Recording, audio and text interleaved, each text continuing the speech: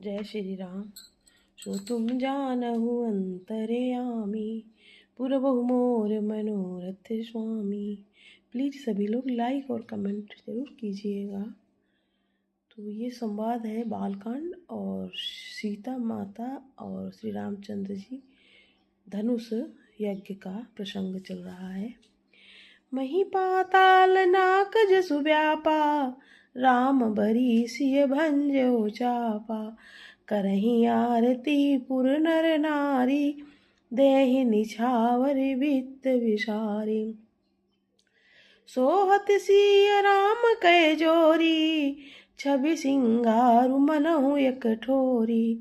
सखी कहीं प्रभु पद गहु सीता, करति न चरण परस अति बीता।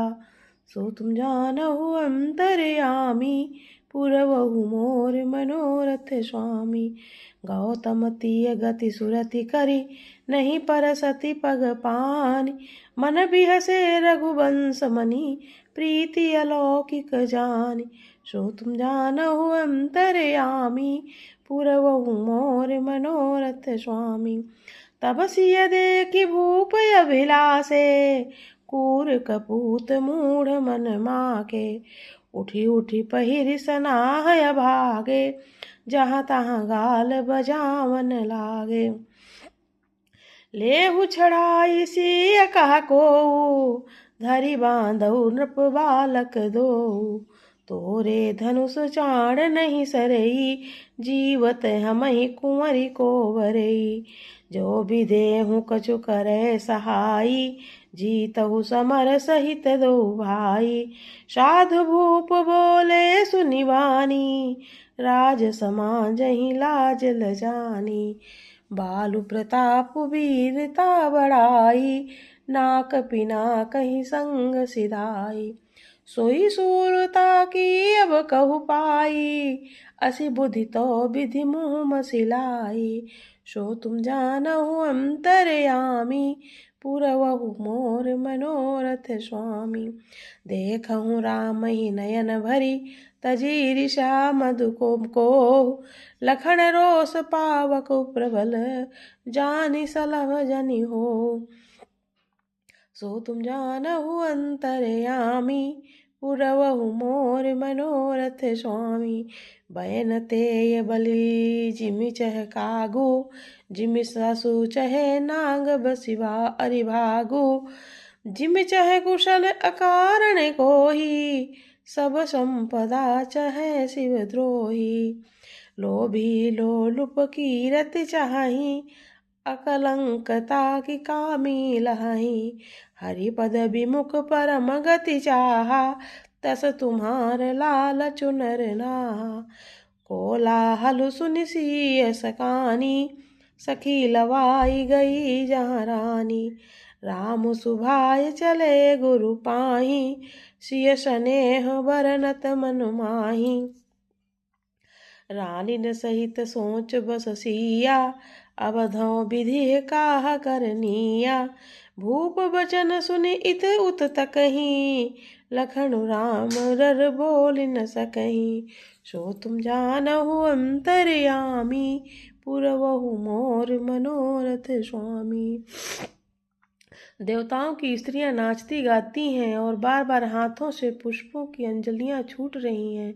जहाँ तहाँ ब्राह्मण वेद ध्वनि कर रहे हैं और भाट लोग बिरुदावली कुल कीर्ति बखान रहे हैं। पृथ्वी पाताल और स्वर्ग तीनों लोकों में यश फैल गया कि श्री रामचंद्र जी ने धनुष तोड़ दिया और सीता जी को वरण कर लिया।